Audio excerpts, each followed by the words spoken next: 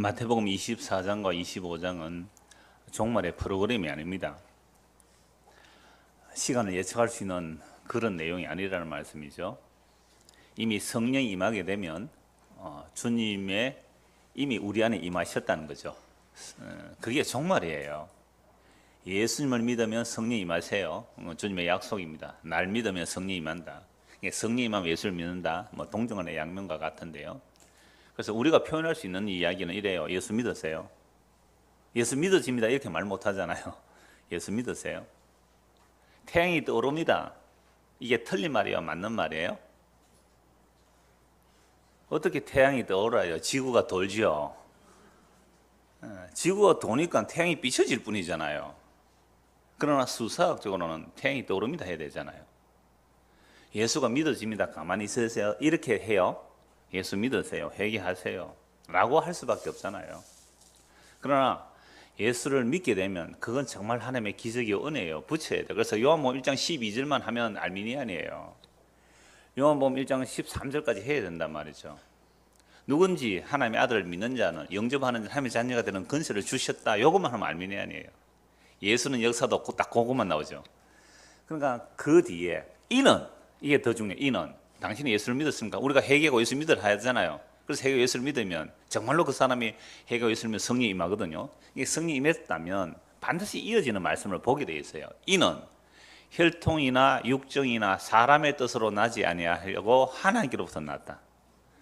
우리가 복음을 전해서 예수를 믿었다. 이것은요 혈통이 아니라는 거예요. 전하는 사람의 능력도 아니고 받는 사람의 능력도 아니고 하나님께로부터 난 자만이 예수님을 주와 그리스도로 믿어요.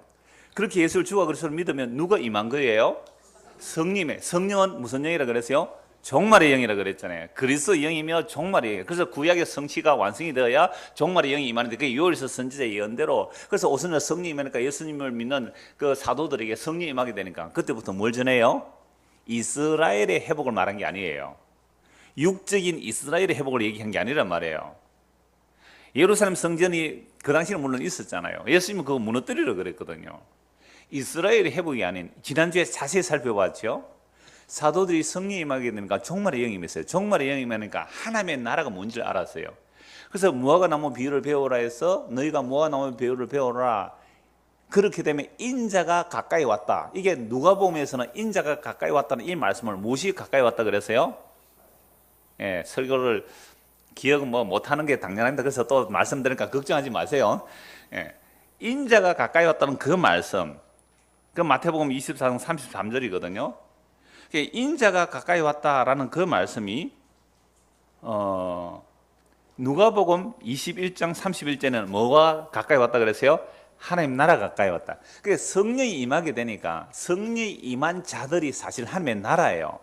성령이 임한 자들이 그걸 교회 또는 그리스도의 몸, 성도라 그래요. 성령이 임하게 되니까 하나님의 나라가 임한 것을 알아요. 아, 이게 하나님 나라고. 그래서 사도들이 물론 과도기가 있어요. 베드로가 성령 임해도 사마리아 잘 안 가려고 하잖아요. 그래서 주께서 시켜서 가죠. 고넬료 집에 안 들어가려고 하죠. 왜? 선민의식이기 때문에. 그게 무너지는 것이 고넬료 집에 가는 거거든요. 그래서 가서 복음 전했더니 이방인이 예수를 믿어요. 너무너무 놀라운 일이죠. 그래서 결론이 뭐라 그랬어요? 사도행전 15장에 유대인이나 이방인이나 차별 없이 주 예수의 은혜로 구원받는다. 그럼 유대인이나 이방인의 차별 없이 주 예수를 믿는 고들을 뭐라 그래요? 이스라엘이다. 하나님의 나라다. 이걸 그래서 영적인 육적 이스라엘과 구분하기 위해서 영적 이스라엘이다. 이걸 교회다. 이걸 그리스도의 몸이라 그래요. 그러니까 여러분 예수 믿으면 성령이 임하게 되고 성령이 임하게 되면 예수님이 어떤 분인지 알고 자기 죄를 알아요.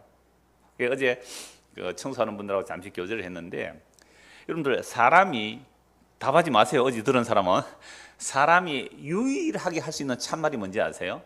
사람이 유일하게 할 수 있는 참말.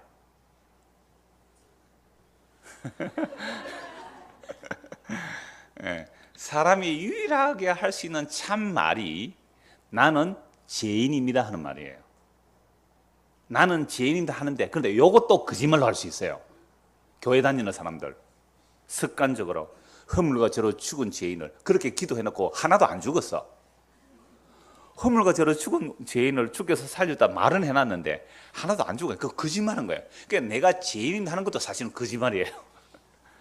그래서 사람이 유일하게 할 수 있는 참말, 즉 죄인이 유일하게 할 수 있는 참말은 나는 전적인 죄인입니다. 이거 구원받은 사람이에요. 목사님 아닌 거 아니에요. 아니에요. 정말로 하나님의 말씀 앞에서 주의 성령이 임해야만 나는 전적 죄인이라는 고백이 나와요. 그거 구원받은 사람이에요. 내가 전적인 죄인이다 라고 하는 사람에게 무엇이 복음이냐면 바울사도 이 말씀이 복음이에요.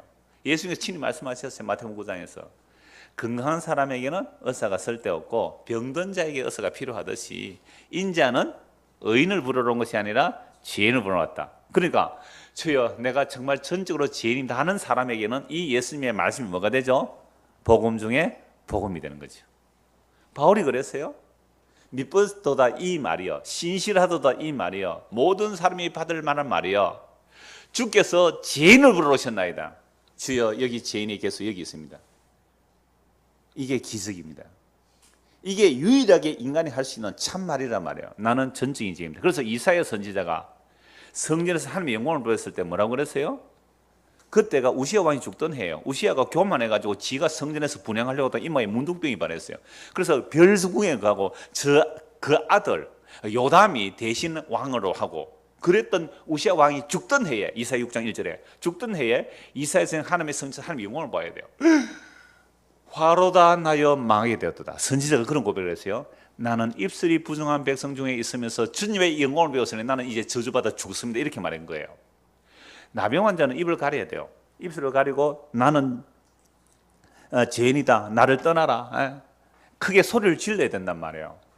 그 나병 환자가 자기 자신을 발견하게 돼요. 그랬을 때 제단 숯불을 입술에 찢고 하나님의 소명을 받죠.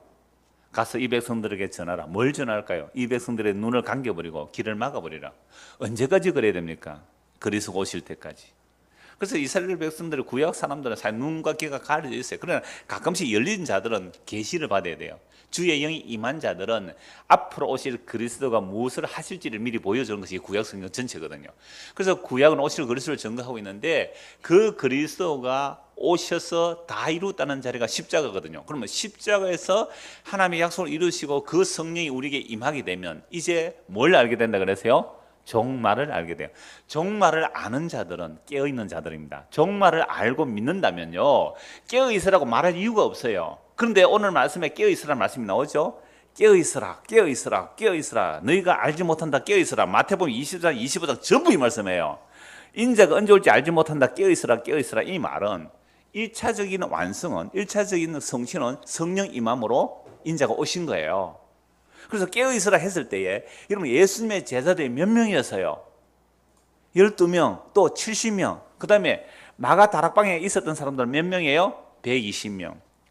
그런데요, 예수님의 부활을 목격한 사람이 몇 명이었어요? 500명도 넘었어요. 500명도 넘었어요. 그러니까 예수님의 부활을 목격하고서도 주님 오시도록 깨어 마가 다락방에서 기도하고 있었던 사람들이 몇 명이에요? 120명 뿐이었어요. 그들에게 성령이 임했어요. 그러니까 또 마가 다락방도 있더라고요. 인천에 마가 다락방. 그런 이미지를 가지고 있는 거겠죠. 그러니까 120명이 깨어 뭘 기다렸다고요? 주님의 오심을 기다리고 있었어요. 드디어 오순절 성령이 오셨죠.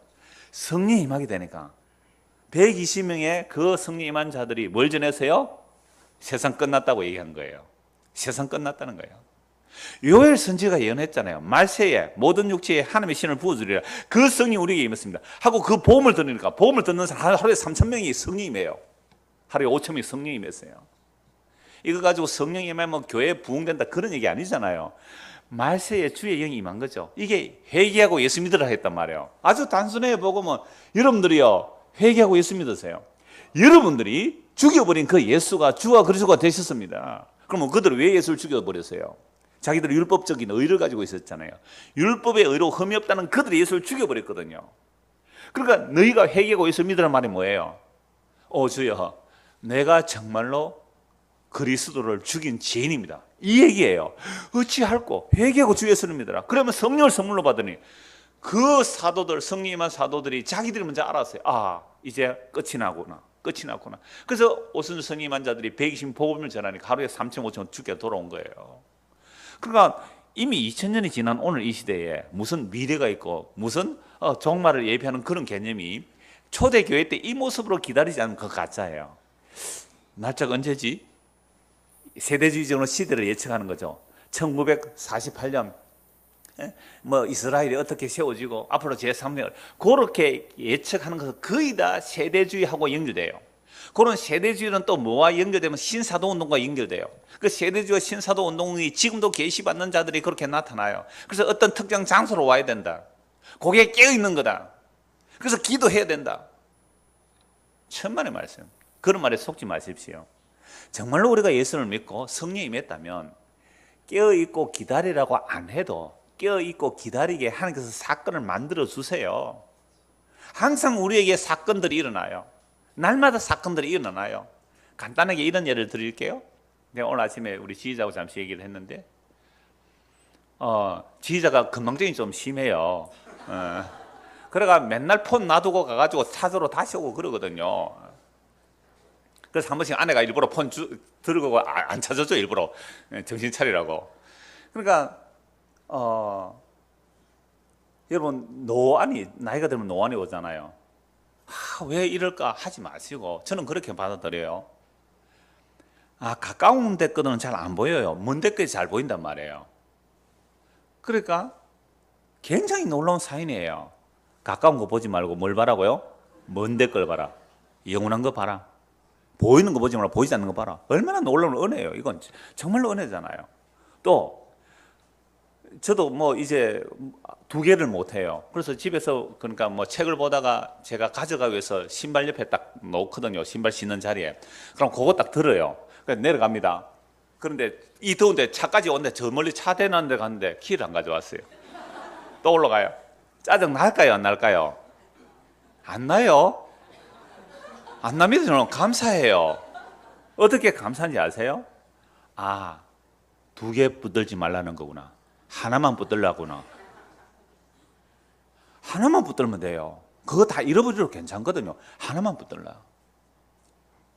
여러분, 이게 제가 간단한 예를 말씀드린 거지만 여러분들의 범사에 정말로 예수를 믿고 종말의 영이 임했고 십자가로 완성했고 이 세상 끝을 아는 사람이라면요, 그런 한 사소한 이야기들 속에서도 주님과의 나의 관계성을 확인하며 사는 거죠. 그러니까 얼마나 제가 성령 충만한 사람입니까? 막 비웃는 웃음 소리가 듣는 이게 정말 영이 임했어요. 그래서 난리가 났다. 뭐 큰일 났다. 그게 왜 큰일이에요? 진짜 큰일은 당신이 지금 회개하고 예수를 믿어야 되는데 당신이 예수를 안 믿는 그게 진짜 큰일이에요. 진짜 재앙이 뭐예요? 당신 지금 예수 안 믿는 거예요. 당신 예수 안 믿으니까 뭐 믿고 살아요? 돈 믿고 살아요. 예수 안 믿으니까 자기 행 믿고 살아요. 교회 이름 믿고 살아요. 당신 큰일 났습니다. 지금 회개하고 예수님 믿으세요. 이게 정말 이 영이 임한 사도들이 전한 복음이에요. 그럼 동일하게 오늘도 무슨 얘기 해야 돼요? 여러분 걱정 근심 많죠? 얼굴 보니까 걱정 근심 있는 사람이 있어요. 보여요 지금. 그러니까 어떤 사람 일부러 이게 외식이라 그래요. 하나님이 외식 더 싫어해요. 걱정 심해서 그냥 인상 쓰고 다니세요. 괜찮아요. 그냥 만면에 웃으면 집사님 이 외식하는 자들아 주님께서 제일 싫어하는 자라고 뭐예요? 외식하는 자들이에요. 그러나 정말로 우리에게 예수 그리스도를 믿는다, 성령이 임했다면요, 이미 종말을 아는 사람이라니까요. 이미 끝을 아는 사람이에요. 그럼 목사님 한 번 더 신경질 안 납니까? 꼭 이래 묻는 사람은 나쁜 사람 나요. 왜 안 나요? 그래서 제가 아는 거예요. 여러분들 설교할 때 뭐 제가 지난 수요일 설교할 때 찔렸다는 사람들이 몇 사람 있어요 지금. 그런데 놀랍게도 최준 집사님 수요일 설교 들으세요? 모르겠어요. 약간 오늘 기도가 약간 수요일 설교가 비슷했어요. 그러니까 찔렸다고 말하는데 그건 저에게도 하는 설교예요. 여러분 설교는 저는 잘하고 이름들 못하니까 내 말 들으라가 아니라 그 설교는 전부 저에게 먼저 1차적으로 저에게 한 설교거든요. 그래서 오늘 이 깨어있으라는 말씀이 깨어있기 위한 방법론 찾아내는 엉터리예요. 어떻게 하면 깨어있는데요? 철학기도 할까요? 상기도 할까요? 금식기도 할까요? 기도 많이 한 사람들한테 예언받으러 갈까요? 그렇게 깨어있기를 원하면 전부 그건 엉터리예요. 그래서 우리는 하나님의 말씀이 정말 어떠한지, 여러분 지난주에는 그 사도행전을 통하여 성령이 임하게 되는가, 왜 종말의 영이 임했고 종말의 영이 임한 자들이 유대인이나 이방인이나 예수님을 믿고 그리스도의 몸된 그게 종말의 현상이거든요. 교회가 나타난 게 종말의 현상이에요. 그래서 교회는 우리가 흔히 말하는 그런 교회 아니에요. 정말로 아까 찬양대 찬양했던 예수님의 피자는 마신 거예요. 예수님의 피자는 마신 자들, 예수님의 살과 피를 먹고 마신 자들이 그게 종말로 나타난 교회거든요. 그런 자들은 종말을 알고, 그런 자들은 깨어있으라 안 해도 자기 엄청난 죄인임을 알고 그 죄를 용서하신 예수님을 사랑할 수밖에 없고, 그 예수님을 보고 싶어하는 게 지극히 당연해요. 성령이 임하면 성령은 보증금이에요. 담보물이에요. 그리스도의 영이 우리 안에 담보물로 오셨기 때문에 그 실체가 되신 그리스도를 바라보는 거죠. 여러분 집 계약서를 썼다면 그 계약서만 보고 기뻐하지 않잖아요. 집을 구입을 한 계약서를 썼다면 그 계약서를 들고 어디에 들어가야 다 이루어진 거예요? 집 안에 자기가 산 집에 들어가야 그게 이루어진 거잖아요. 계약서만 보고 기뻐가지고 하는 게 아니잖아요. 물론 계약서 보고 기뻐할 수 있잖아요. 그러나 더 기뻐해야 되죠. 뭘 덜 기다리죠. 뭘요? 진짜 집에 들어가기를. 이게 성령이 임했다는 것은 이미 완성품이 들어온 거죠. 그러나 실체는 아직 아니죠. 그걸 믿고 기다리는데 깨어있어라 깨어있어라. 당신 보니까 영 돈만 사랑하고 주님 재림 안 기다리는 거 보니까 당신 지금 깨어 안 있으면 큰일 난다. 주님 오시면 심판하는데 네 어쩔래? 막 겁주는 얘기가 아니에요. 그렇게 겁을 줘서 그래 그러면 내가 깨어있어야지. 정신 차리고 헌금도 좀 열심히 하고 기도도 좀 열심히 해서 깨어 기다려야지. 그런 사람은 예수님 맞이할 수 있을까요? 아니에요. 그건 방법론으로 들어간 거죠. 정말로 내 안에 예수님이 계시냐 말이에요. 정말 그리스도가 내 안에 계시냐 말이에요. 그러면 내가 깨어있자 이래서 깨어있으면 그건 율법주의로 나가는 거예요. 그게 아니라 성령이 우리에게 임하게 되면 상황과 사건을 일으킨단 말이에요. 그러니까 제가 조금 전에 아주 간단한 예를 드린 거예요. 제가 키를 안 가지고 내려왔단 말이죠. 땀 뻘뻘 흘리면서 또 3층까지 올라가야 돼. 한참 떨어진 곳에. 얼마나 뜨거워요 여름에. 그를 할 때에 주여 감사합니다 라고 할 수 있는 거잖아요. 왜? 종말의 영으로 시각으로 완성된, 십자로 완성된 것으로 해석하십시오. 그러면 분노할 일, 짜증날 일, 화날 일 별로 없을걸요.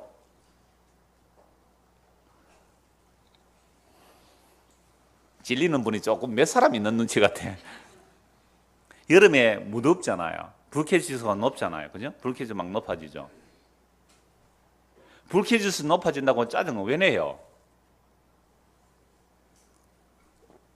광주에 그 다코야키 만드는 유명한 사람이 있어요. 그분이 여러분 여름에 그 다코야키 불 옆에 그 다코야키 구우려면 얼마나 목사님 너무 더워요 이렇게 문자가 왔어요. 제가 뭐랬는지 아세요?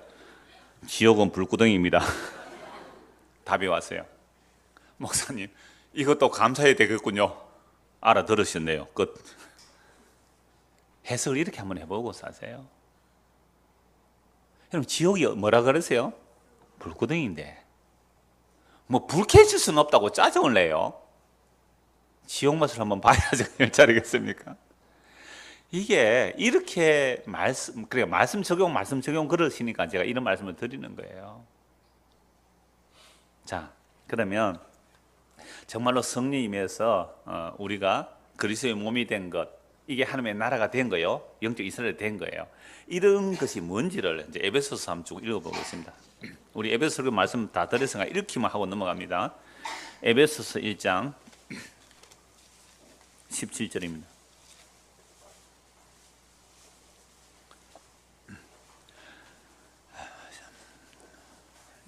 더 붙이질 않겠어요. 우리 에베소서가 몇 년 전에 다 했으니까 읽기만 하겠어요. 그럼 여러분 눈으로 집중하시고 또 귀로 들으시고 같이 눈으로 이런 보시고 제가 읽겠습니다.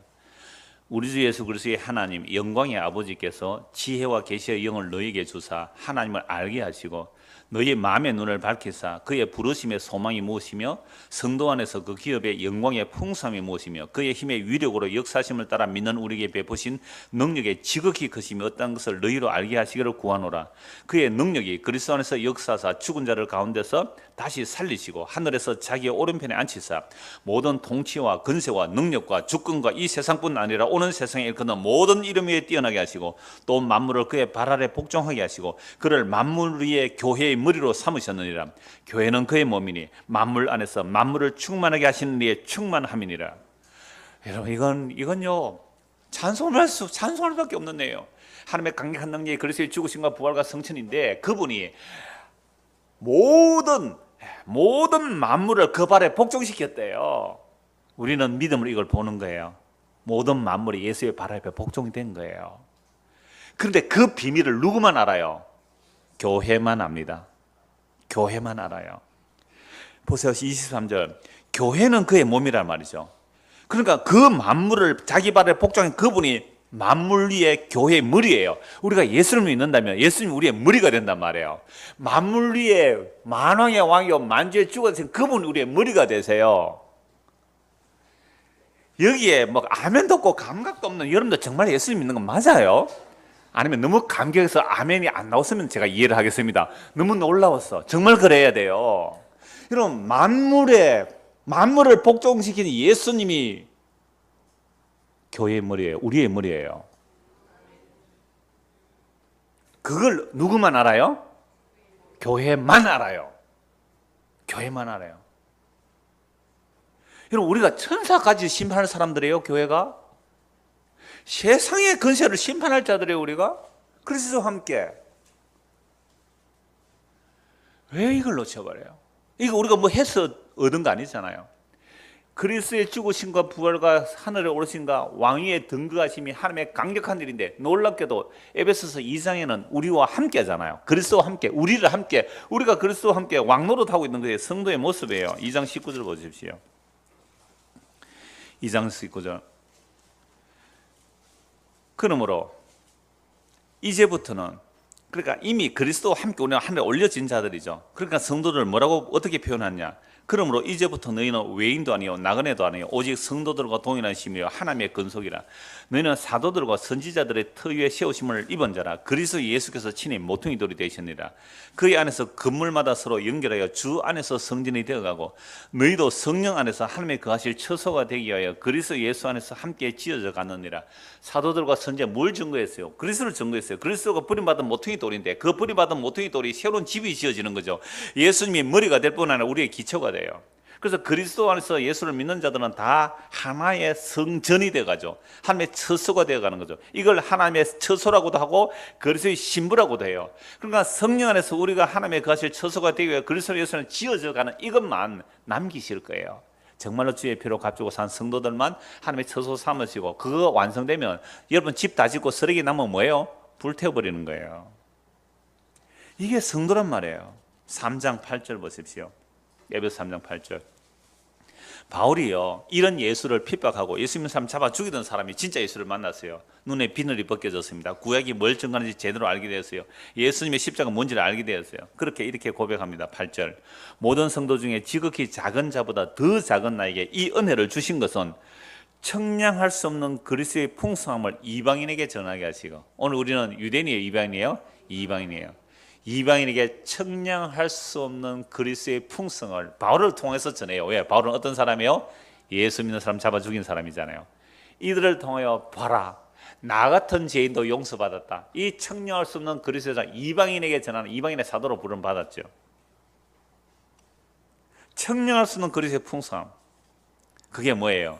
9절입니다. 영원부터. 놀랍죠? 교회가 예수님 피로 값주고 성도를 교회라 그러는데 교회는 하나뿐이에요.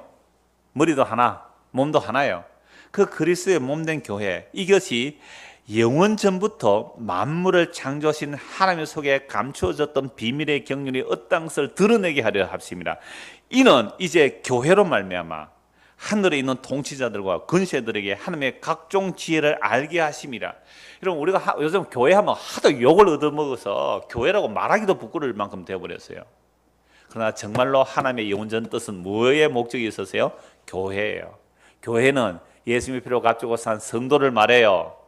하나님의 피로 값주고 성도들을 하나님의 처소 삼으시고 하나님의 신부 삼으시고 내가 네 안에 살겠다는 이것이 하나님의 영원전 목적이에요. 교회당 짓는 게 목적이 아니잖아요. 건물 짓는 게 목적이 아니잖아요.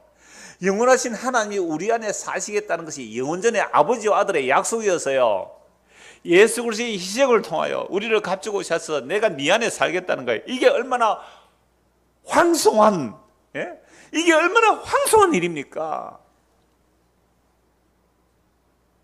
여러분 가정에 대통령이 오겠다면요, 얼마나 황송스러웠어요. 예? 대통령 임기 5년이에요. 영원전부터 천지를 창조하신 그 여호와 하나님께서 이 땅에 사람으로 오신 분이에요. 예수 그리스도께서 영원전에 아버지와 아들의 영광중에 그분이 가난하게 되시고 이 땅에 오셔서 이 죄인들, 죄밖에 지을 줄 모르고 죄밖에 만들어내지 못하는 우리에게 우리 안에 이렇게 말씀하시는 이 가방 친 이유 있어요. 이 영원하신 그 하나님이 영원전에 우리 안에 오셔서 사시겠다는 거예요. 이게 하나님의 영원한 뜻이에요. 영원부터 만물을 창조하신 하나님 속에 감췄던 그 비밀의 경륜이 어떤 것을 드러내려 하십니다. 이는 이제 교회로 말미암아, 교회는요 적어도 이 정도가 교회예요. 여러분들이 교회 진짜 맞아요? 돈 좀 있다고 비굴하게 거기서 아부하고 말이죠, 돈 좀 더 벌려고 속이고 세상 근세에 빌빌하고 너무너무 천박한 거 아니에요? 정말 그리스도의 사랑이 어떤지 알아요? 교회가 어떤 근세에 있어요? 하늘에 있는 통치자들과 근세들에게 하나님의 각종 지혜를 알게 하십니다. 그 천사들에게도 교회를 통해 하나님의 지혜를 알게 하시는 거예요. 곧 영원부터, 영원전부터 우리 주 그리스도 예수 안에서 예정하신 뜻대로 하신 것이라 우리가 그 안에서 그를 믿음으로 말미암아 담대함과 확신을 가지고 하나님께 나아감을 얻느니라. 그러므로 너희에게 구하노니 너희를 위한 나의 여러 환난에 대해 낙심하지 마라. 이는 너희의 영광이니라. 바울이 지금 감옥에 가 있어요. 복음 전하다가. 이거 낙심하지 마라. 너희를 위한 하나님의 영광이 돼. 내가 비록 감옥에 있을지라도 내가 지금 어느 자리에 있는지 아니 너희들? 천지를 창조하신 그 하나님과 함께 통치들하고 근세들에게 내가 그리스도와 함께 하늘에 앉혀져 있는 자들이다. 이건요 믿음이 아니면 해석이 안 되잖아요. 이 말을 할 때에 여러분들이 정말로 성령이 임하여 이 말에 아멘이 되어진다면 여러분들도 이렇게 살 수 있는 거예요. 이게 왜 바울의 이야기만 돼야 돼요? 바울이나 우리가 동일하게 성령이 임했다면 우리도 이런 정말 하나님의 자녀됨, 세상의 힘과 근세를 가지는 그 영광됨이 아니에요. 하늘의 근세, 하늘의 신령복의 근세를 가진 그 영광됨으로 내가 감옥에 있을지라도, 오늘 새벽기도 그 말씀 드렸어요. 세상 사람 비방해도, 세상 사람 비방해도 그게 뭔 대수예요. 그게 물론 우리가 잘못해서 욕 없는 그 비방 제발 좀 듣지 마세요. 예수 믿는 사람이요, 예수 안 믿는 사람은 훨씬 윤리도덕적으로 더 착하게 바르게 제발 좀 사세요. 욕 얻지 마시고. 여러분 밑에 2층에 예배당이 나갔어요. 근데 2층에 예배당이 나가고 나니까 또 다른 어떤 교회가 들어온대요. 8월 달에. 뭐 여자 목사님이면 소문이 들리던데, 앞에는 뭐 구원파가 나가니까 또 여자 목사님, 이제 뭐 여자 목사님을 비하해서 하는 말씀이 아니고 어느 교단인지 모르겠는데 어떤 2층에 들어온대요. 그런데 제가 지난주에 우리 관리소장님 얘기를 들었어요. 5층 건물주가 왔다 갔대요. 그러니까 5층 건물주가 왔다 가서 소장한테 얘기한 얘기가 뭐냐면, 이 5층이 절반은 1년 이상 공실이 돼 있어요. 이거 한 달에 130만 받거든요. 1년 동안 공실 같으면 얼마예요? 1,500만 원 넘게 손해보고 있어요. 지금 거의 2년 가까이 공실인데, 여러분 그런데 2층에 들어가려고 한 사람은 원래는 이 5층을 구하려고 했대요. 예배당 건물을. 근데 밑에는 230만 원이에요. 그럼 100만 원 차이 나요. 그러면 전기 다 써도 관리비 충분히 나오거든요. 5층만 오면. 근데 예수를 믿는지 안 믿는지 저는 전화 통화만 했으니까 이 건물 5층 건물주하고 전화 통화만 했는데 이분이 뭐라고 했느냐면 4층이 교회인데 어떻게 교회가 또 들어오려고 합니까? 못 줍니다 그랬대요.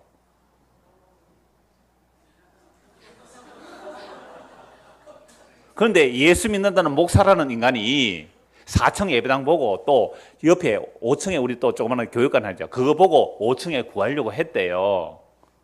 내가 이 말 했더니 우리 집 사람, 당신은 요 반석교회 뒤에 왔잖아 이러더라고요. 아씨, 할 말 없네.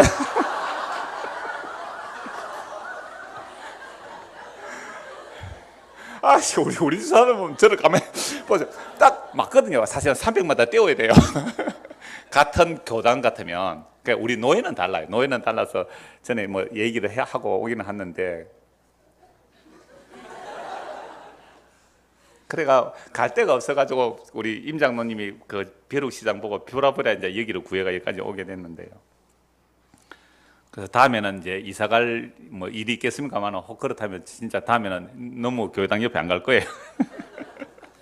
아니 내가 그거 찔렸어요. 보세요. 예수를 믿는지 안 믿는지 잘 모르겠어요. 제가 통화만 했었기 때문에.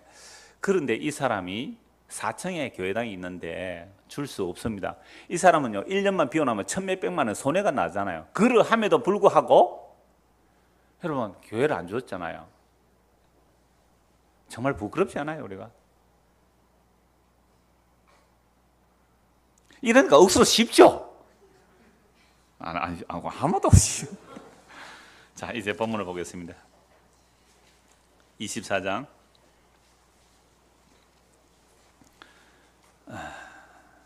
40절입니다. 그때에 두 사람이 밭에 있음에 한 사람은 데려가고 한 사람은 부름을 당할 것이고, 두 여자가 이 앞에서 두 사람 남자예요. 남자가 밭에 일하니까 한 사람 데려 한 사람 남겨두고, 두 여자가 맷돌질을 하고 있으면 한 사람은 데려 한 사람은 버려둠을 당. 이걸 가지고 또 휴고 얘기해요. 그러니까 비행기 타고 가다가 운전수를 비행기 조수를 빼가버리니까 비행기가 막 추락하고, 왜? 한 사람 데려가고 한 사람 남겨두니까. 그런 얘기 아니에요. 이거 이미 묵시적 사건의 세상 종말이에요. 시간 멈춰버립니다. 그렇기 때문에 그러니까 데려가고 버려두었다는 말은 휴거가 일어나고 버려진 사람 환난당하고 그 다음에 순교를 해야 구원받는 그런 프로그램 아니에요. 데려갔다 이 말은 분리가 일어났다. 영원한 분리가 순식간에 단번에 일어났다 이 얘기예요. 데려갔다 버려두었다는 말은 순식간에 주님 오시는 그날에 영원한 분리가 일어났다 이 말이에요. 밭에 일하거나 맷돌을 갈거나, 두 사람이 맷돌을 가는 거죠. 맷돌을 가는데 한 사람은 콩 넣어주고 한 사람은 갈고 콩 넣어주고 가는데 세상에 맷돌 가는 사람이 안 보여. 어처구니가 없어졌어. 콩 넣어주는 사람은 아이고 큰일 났네. 이제부터 뭐 해야 된다? 정신을 차리고 회개하고 순교해야 구원받는다. 이게 세대주의적인 해석, 그 세대주의 해석 종말의 프로그램이 그거 아니에요. 사라졌다 끝, 데려갔다 끝, 버려진 바다, 이 영원한 멸망이다 이 말이에요. 영원한 분리를 얘기하지, 주님 오시는 그날에 순식간에 단번에 영원한 분리가 일어나는 거예요. 그러면 깨어 있을 수 있어요 없어요? 지금 없다는 거예요. 그냥 일상적인 생활을 한다니까. 밭에 가서 일해요, 맷돌 갈아요, 직장 다녀요, 학교 다녀요, 공부해요, 취직해요, 아이 놓고 산단 말이에요. 근데 어느 날 데려가 버려요 한 사람을. 남겼다는 말은 너는 멸망이란 말이에요. 그러니까 보세요, 두 사람인데 한 사람을 데려갈 때에 한 사람이 기도했습니까? 밭 갈면서 찬송하면서 밭 갈았어요? 그건 몰라요. 그냥 똑같이 일해. 겉으로 보자 똑같아요. 그냥 밭 갈았어요, 맷돌 갈았어요. 이 사람은 기도원에 가서 기도했어요? 한 사람은? 데려감을 당한 사람들은? 뭐 특별한 기도원, 저 지리산 갔어요? 어디 기도원에 갔어요? 안 해요. 똑같이 밭 갈았어요. 굉장히 중요한 말씀이에요. 똑같이 맷돌 갈았어요. 그러니까 내일 주님 오신다 해도 오늘 뭐 해야 돼요? 직장생활 하세요. 예? 내일 확실하게 주님 오신다 해도 오늘 주님 직장생활 하세요. 왜 그 날짜고 그 날을 알아야 돼요? 내일 전쟁이 일어난다고 해도 오늘 그냥 직장생활 하세요. 물론 우리 국민들은 속아서 그런 말 잘 안 들어요.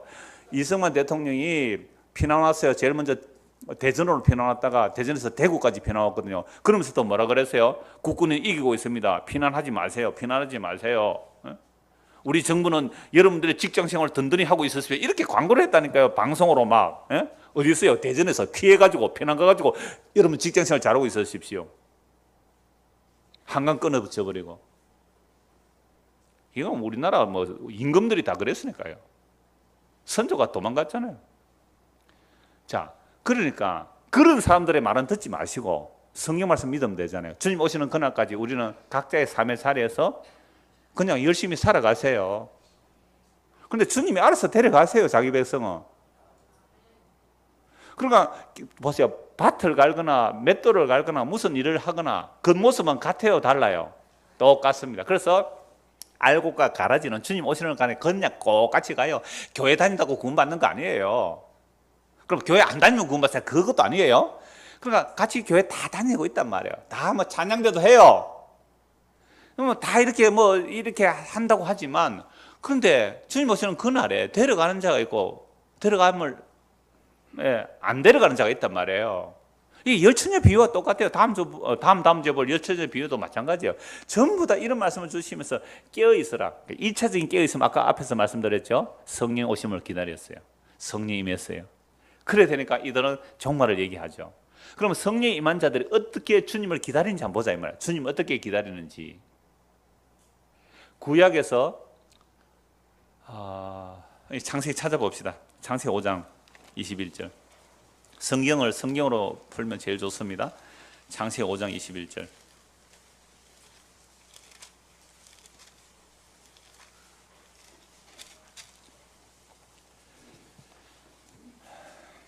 에녹은 65세에 무두셀라를 낳았고, 무두셀라를 낳은 후 300년을 하는가 동행하며, 그러니까 65세까지는 동행했다는 말이 없죠. 65세에 누구를 낳아요? 무두셀라를 낳고 300년 동안 동행하다고 365세에 데려가 버리거든요. 하나님께서 데려가 버렸어요. 자, 그러면 무두셀라가 65세 때에 하나님의 계시를 받은 거죠. 왜? 무두셀라 창 던지는 자, 무두셀라 죽으면 심판이 온다. 그래서 유다서에 보면 에녹이 선지자로서 세상의 심판을 예언해요. 요한계시록 바로 앞에 유다서 보면요, 요한 1, 2, 3 앞에 유다서에 보면 에녹이 아담의 7대손 에녹이 세상의 심판을 예언을 했어요. 선지자예요. 그냥 무두셀라 낳을 때 이름이 무두셀라 창 던지는 자. 무두셀라가 죽으면 세상에 종말이 온다. 그래서 그때부터 이 무두셀라 에녹은 어떻게 살아요? 언제 세상의 심판이 임할까? 무두셀라가 놀다가 잠시 없어지면요, 얘가 죽었나? 그러니까 종말이 올까? 이건 종말론적으로 살 수밖에 없어요. 무슨 갑자기 머리에 열 난다? 야, 이러다 죽을란가? 종말이 올 텐데? 이걸 생각할 수밖에 없어요. 놀라운 은혜죠. 근데 무두셀라가 사실은 성에서 가장 오래 살았습니다. 969세. 왜 그렇게 오래 살았을까요? 무두셀라가? 하나님의 심판을 정말 기다리고, 그래서 노아 방주를 만들어요. 그래서 노아가 600세 되던 해, 그때가 무두셀라 죽던 날이에요. 희한해. 딱 맞아들어요. 무두셀라 죽는 그 해가 노아 600세 되던 해 홍수가 일어나요. 그럼 에녹은요 300년 동안 하늘과 동행했는데, 그러면 무두셀라 죽으면 심판이 있다는 그 계시를 받았을 때에 그러면 기도원에 갔습니까? 에녹이 기도원에 갔어요? 아니에요. 잘 보십시오. 5장 22절. 무두셀라를 낳은 후 300년을 하늘과 동행하며 자녀들을 낳았으며. 놀랍죠? 세상에 종말이 올 줄 알고 자녀 낳았대요. 시집가고 장가 갔습니다. 결혼시켰어요. 취직했어요. 일했어요. 돈 벌었어요. 300년 동안 자녀를 낳아가면서 그렇게 살았단 말이에요. 그런데 주님께서 데려가 버리죠. 24절. 에녹이 하나님과 동행하더니, 이게 하나님과 동행이에요. 하나님과 동행하더니 하나님이 그를 데려가심으로 세상에 있지 아니하더라. 여러분, 하나님과 동행, 여러분 우리가 하나님과 동행하는 것이 아니죠. 하나님이 에녹에게 찾아오셨어요. 표현은 이렇게 되어 있지만, 왜? 베드로전서 1장 10절 11절은 그리스도의 영이 그에게 선지자들이 임한 거거든요. 그러니까 하나님의 영이 에녹에게 찾아가 있어요. 하나님이 동행해줘요. 그게 이름이 임마누엘이에요. 그래서 예수님께서 이 땅에 오셨을 때 그 이름을 뭐라고 하라? 임마누엘이라 하라. 이는 이사야 7장 14절의 예언의 성취인데요. 이는 저가 하나님이 우리와 함께 하십니다. 그러니까 하나님이 우리와 함께 하시기 위해서 누가 오셨어요? 예수님이 오셨어요. 하나님이신 예수님이 오셨어요. 예수님이 십자가에 살찌고 피를 흘리셔서 우리에게 자기를 나누어 주셨어요. 그게 성령을 넘겨주신 거죠. 그래서 성령이 임하게 되니까 하나님이 우리와 동행해 가시는 거죠. 그러니까 정말 우리가 예수를 믿으면 성령이 임하죠. 그 성령은 그리스도의 영이요. 그리스도의 영이 우리에게 임하면 이제부터 우리는 원치 않아도 주님과 뭐 하게 되는 거죠? 동행하게 되는 겁니다. 누가 나와 함께 동행할까? 김성수입니까? 최성수? 최성수. 누가 나와 함께 동행할까? 그런 동행 말고 정말로 주님의 동행은 영원한 동행이에요. 그러니까 주의 성령이 임함으로 성령이 우리에게 임하니까 이 성령이 세상 끝날까지 내가 너를 떠나지 않고 함께 하겠다. 동행하는 거야. 나 싫어요, 진짜. 주님과 동행하는 거 싫어요. 왜? 성령은 거룩한 영이기 때문에 내가 원하는 방향과 목적을 늘 방해하는 게 성령이에요.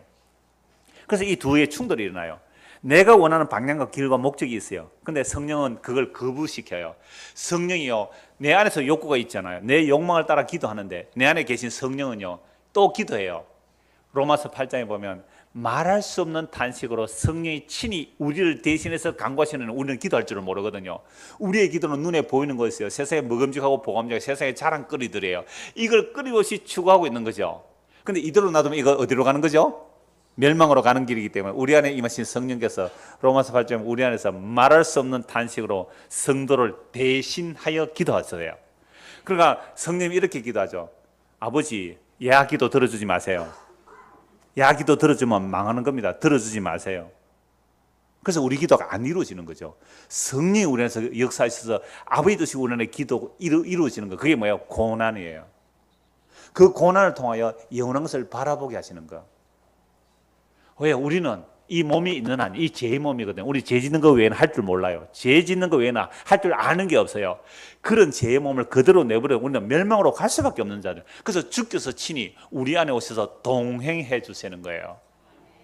그래서 남은 인생이 여러분들이 에녹처럼 300년을 사실지 30년을 살지 모르겠지만은 남은 생에 주께서 반드시 자기 백성에 찾아서 동행하세요. 이걸 에녹을 믿음이라 그래요. 이걸 히브리서 말씀에 믿음으로. 믿음이 우리에게 찾아온 거예요. 성령이 우리에게 찾아온 거예요. 그때부터 주께서 우리를 동행시켜 가시는 겁니다. 괴롭습니다. 힘들어요. 우리의 사고방식, 머리끝부터 발끝까지 우리 세포 하나까지 우리는 땅에 속한 자들이에요. 땅에 그것밖에 생각 안 해요. 자기 이름밖에 생각 안 해요. 자기 자존심밖에 생각 안 해요. 자기 체면밖에 생각 안 해요. 쪽팔리면 교회도 안 와요. 기분 나쁘면 교회 안 와요. 자기 자존심 상한 있으면 교회 안 온다니까요. 그거 예수 믿는 거 맞아요? 아니에요. 목사가 뭐 인사도 안 받더라고요. 내가 왜 인사 받아야 돼요? 나 바쁜데 지금 다른 사람 보러 가는데. 그런 거가 삐지지 마세요. 정말 우리가 그리스도의 몸으로 부름받았다는 거. 아까 에베소 읽은 그 말씀요, 에베소가 다 했거든요. 우리가 어떤 사람들이에요? 세상들은 비방하겠죠. 아이고 뒷꼬라지가 그게 뭐냐고. 천만에 내가 지금 천사를 심판할 자다네요. 내가 하늘 보좌 우편에 앉아있는 자다. 이게 정말로 약속으로 믿어지신다면 세상의 것들 그거 시시한 거 아니에요 그거? 이거 다 가져가 그거. 그럴 수 있는 자들이 세상이 감당치 못할 믿음의 사람들이에요. 다시 한번 보십시다. 40절. 그때에 두 사람이 밭에 있으면 한 사람은 데려가고 한 사람은 버려둠을 당할 것이요, 두 여자가 맷돌질을 하고 있으면 한 사람은 데려가고 한 사람은 버려둠을 당할 것이라. 지금 에녹 이야기 했습니다. 일상적인 삶이라 그랬어요. 그러므로 깨어있으라. 어느 날에 너희 주가 임할는지 너희가 알지 못함이라. 지금 예수님께서 깨어있으라 말씀하니까 딱 준비하고 있다가 들어가야지, 그거 엉터리라고 그랬잖아요. 그걸 깨어있으라. 성령 임하게 되면 자연스럽게 주께서 우리에게 동행하여 주시고 어떤 사건과 환경을 만날지라도 주님 오심을 기다리며 깨어있을 수밖에 없는 거예요. 44절. 그래서 성경은 하나님의 약속의 말씀이고 하나님의 약속의 말씀은 주께서 이루어내시는 거예요. 깨어있으라 해놓고 내가 너로 하여금 깨어있게 하겠다. 어떻게 해요? 내가 십자가에서 다 이루고 성령을 부어주겠다. 그럼 너는 깨어있을 수밖에 없는 사람이야. 44절. 43절. 너희도 아는 바니 만일 집 주인이 도둑이 어느 시각에 올 줄 알았더라면 깨어있어 그 집을 뚫지 못하게 하였으리라. 이러므로 너희도 준비하고 있으라. 생각하지 않은 때에 인자가 오리라. 저는 이 말씀 보면서 예수님 오실 때를 확실히 알려줬다고 해요. 언제요? 생각하지 않은 때. 생각하지 않은 때. 그러니까 세상에 난리가 일어나고 막 기근이 9.11 테러 일어나고 그럴 때 오실까요? 안 오실까요? 절대 안 옵니다. 혹시 모르죠. 또 한국에 남한과 북한 전쟁이 일어날지 몰라요. 남한과 북한 전쟁이 일어나면 3차 대전이 일어날 수도 있어요. 막 이렇게 전쟁이 일어날 때 지금 오실까요? 안 오실까요? 안 옵니다. 그때는. 언제 오실까요? 생각하지 않는 때. 평안하다, 염려 없다, 걱정 없다. 그때 도적같이 오신다는 거예요. 도적같이. 그래서 성경에서요, 신약 쭉 찾으면 굉장히 많아요. 도적같이 오리라, 도적같이 오리라, 굉장히 많아요. 근데 도적같이 와도 성님한 성도는 상관이 없어요. 왜요? 주님 오심을 기다리게 만들어 주시니까. 한 곳만 찾아보겠습니다. 데살로니가 전서 5장입니다. 데살로니가 전서 5장. 종말이 가까이 왔다고 어느 섬에 가야 된다, 어느 나라에 간다, 어느 장소에 가야 된다, 그게 예측해서 딱 기다리려고 하는 그 나쁜 놈들이. 그걸 흔히 사사로운 구원 욕망이라 그래요. 성령이 마음에 그럴 이유가 없어요. 그래서 데살로니가전서 5장 보면 분명히 말씀이 나옵니다. 5장 1절부터 이렇게 씁니다. 형제들아, 때와 시기에 관하여는 너희에게 쓸 것이 없다 그래요. 놀랍죠? 데살로니가 교회 사람들에게 뭐요? 때와 시기에 관해 너희에게 쓸 것이 없다. 왜? 그들이 다 어떻게 알아요? 예수님께서 어떻게 오신다고요? 주의 날이 밤에 도적같이 이를 줄을 너희 자신이 자세히 알기 때문이라. 아니, 이미 예수님 알고 있는 자에 또 편지 보내잖아요. 형제들아, 때와 시기에 관해 너희에게 쓸 것이 없다. 주의 날이 밤에 도둑같이 이를 줄을 너희 자신이 자세히 알기 때문에 그들이 평안하다 안전하다 할 그때에 임신한 여자에게 해산의 고통이 이런 같이 멸망이 갑자기 그들에게 이르니 결코 피하지 못하리라. 언제 온다고요? 평안하다, 염려 없다, 걱정 없다 할 그때에 갑자기 임하니까 피해요, 못 피해요? 못 피해요. 준비해서 피할 수 있다. 전부 엉터리예요. 준비해서 맞이할 수가 없어요. 갑자기 주님 오셔서 데려갈 자 데려가고 버릴 자 버린단 말이에요.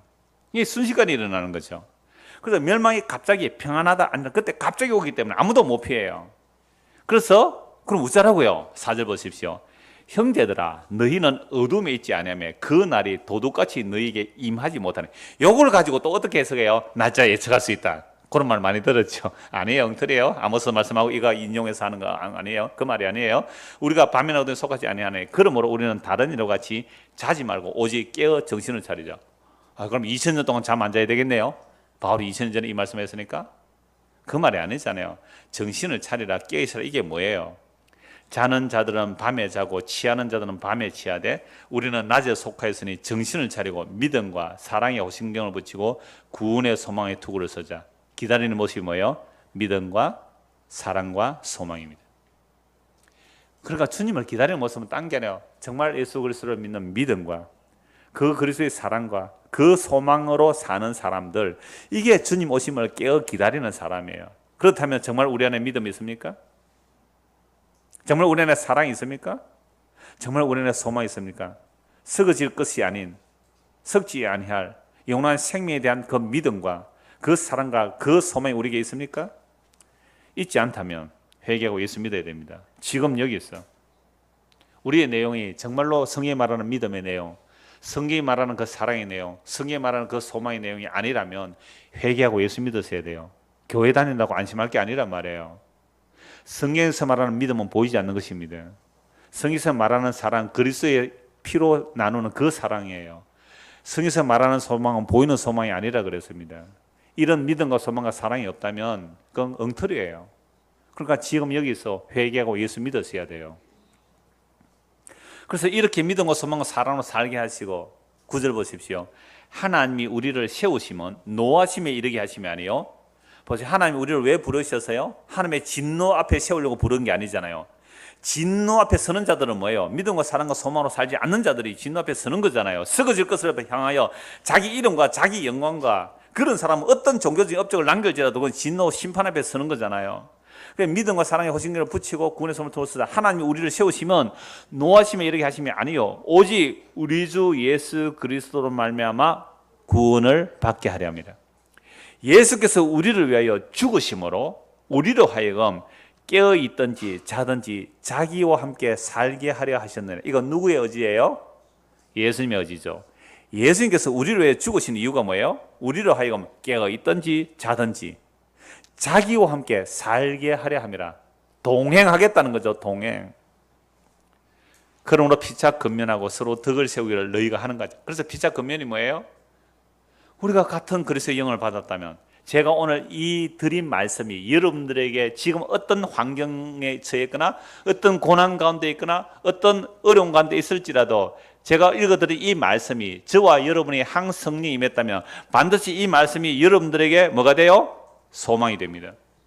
이게 위로가 돼요.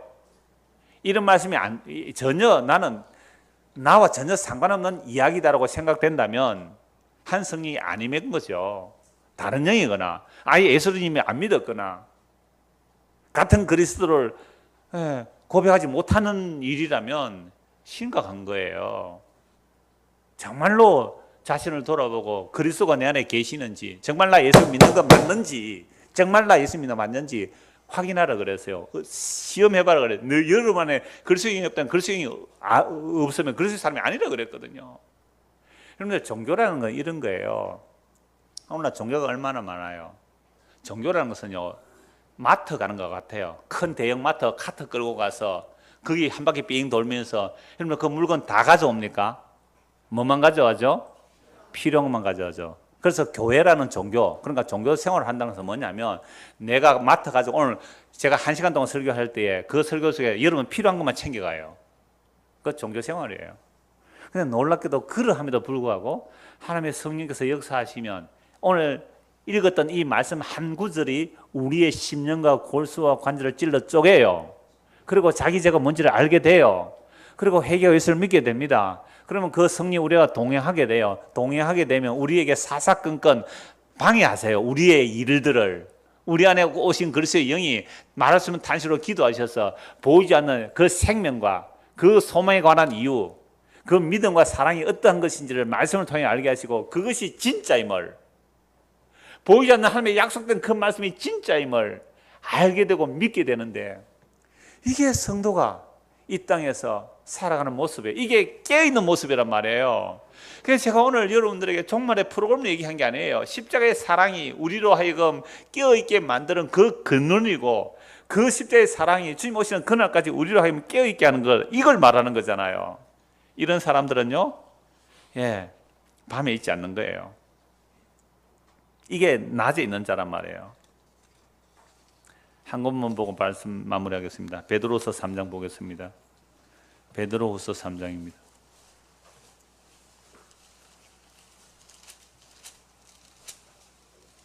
10절. 이미 베드로후서 3 너무 많이 말씀드렸으니까, 그 노아 홍수 때 심판받을 때 하나님의 말씀을 무시했거든요. 기록된 하나님의 말씀 무시해서 심판받습니다. 그래서 천년이 하루 같고 하루가 천년과 잊지 말라. 9절부터 보십시오. 주의 약속은 어떤 이들이 더디다고 생각같이 더딘 것이 아니라 오직 주께서는 너희를 대하여 오래 참으사 아무도 멸망하지 않고 다 회개하기에 이르기를 원하시느니라. 성령님에서 종말의 영이 임했으면 종말의 세상 끝이에요. 그런데 왜 2000년 동안 이렇게 참고 계시는 거예요? 여기에 다 너희를 위해서, 너희를 자기 이름 넣으세요.